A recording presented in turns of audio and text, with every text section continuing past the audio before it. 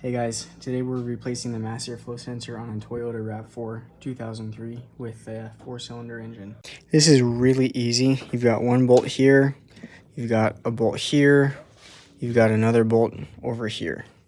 Remove those bolts, you can take all this out. I already pulled my filter out. You got your mass airflow sensor connected right here. Disconnect that, and this vacuum line just went right there. So just pull all of that out. Here's your mass airflow sensor. You need a Phillips screwdriver. Pull those 2 screws out.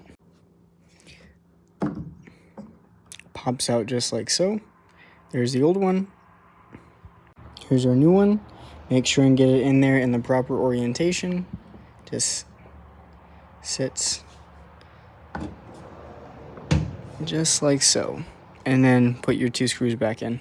When that's done, you can pop this guy back in. Make sure to get your filter in here correctly and make sure that it is also clean. Mine is, it's a little bit greasy because my hands are dirty, but it's plenty clean for what we're doing. And then just put your vacuum line back on right there and get your electrical connector and seat it just like so.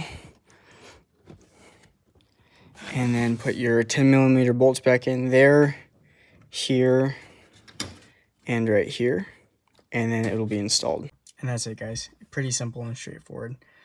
If your mass airflow sensor goes out, you will definitely get a system tooling code.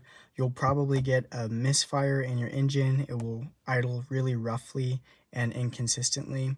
Your engine won't respond correctly to your throttle, and your engine could be dying. There's a bunch of symptoms for a bad mass airflow sensor, but it's a really quick and easy fix, and I hope this helps somebody.